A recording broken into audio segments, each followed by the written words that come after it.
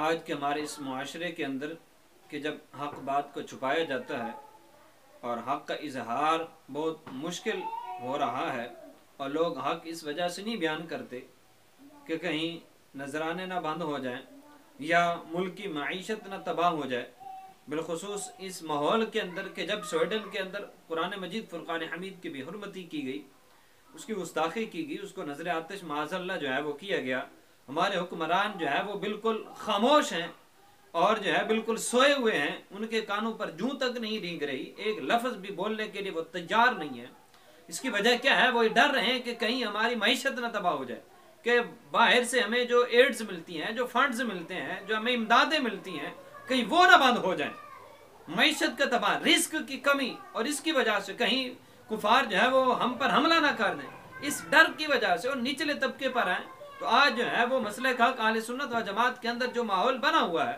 اور جن جو ہے وہ حالات کے اندر یہ مسلک اس وقت جو ہے وہ چل رہا ہے،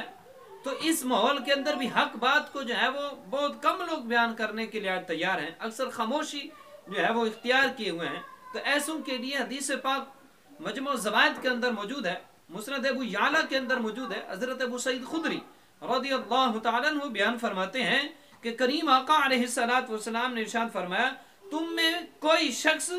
لوگوں کے دباؤ کی وجہ سے حق ظاہر ہونے کے بعد فرمایا اس کو بیان کرنے سے اور کسی بڑی بات کا ذکر کرنے سے باز نہ رہے، یعنی خاموش نہ رہے، اسے لازمی بیان کرے، کیونکہ لوگوں کا دباؤ موت کو قریب کرتا ہے، نہ رزق کو دور کرتا ہے۔ فرمایا لوگوں کے دباؤ کی وجہ سے، لوگوں کے ڈر کی وجہ سے تم حق بات ظاہر ہو جانے کے بعد چھپاؤ نہیں، اس ڈر سے کہ کہیں لوگ ہمارے خلاف نہ ہو جائیں، کہیں نذرانے بند نہ ہو جائیں، کہیں ایڈز بند نہ ہو جائیں، کہیں امدادیں بند نہ ہو جائیں، کہیں لوگ مخالف نہ ہو جائیں، یا کہیں جو ہے وہ نذرانے بند ہو جائیں گے تو رزق کی کمی، کہیں لوگ ہم پر حملہ نہ کر دیں، جان کا خطرہ۔ فرمایا ہر چیز کو بالائے طاق رکھ کر حق بات کو تم ہمیشہ بیان کرتے رہو، حق بات کا اعلان کرتے رہو، حق بات کو ڈنکی کی چوٹ پر بیان کرتے رہو۔ فرمایا تمہاری موت جو وقت مقرر پر ہے اسی وقت آئے گی، نہ تمہیں کوئی موت دے سکتا ہے، نہ تمہارا رزق کوئی بند کر سکتا ہے۔ اس لیے ہمیں حق بات واضح طور پر اور ہر فارم پر جو ہے وہ بیان کرنی چاہیے۔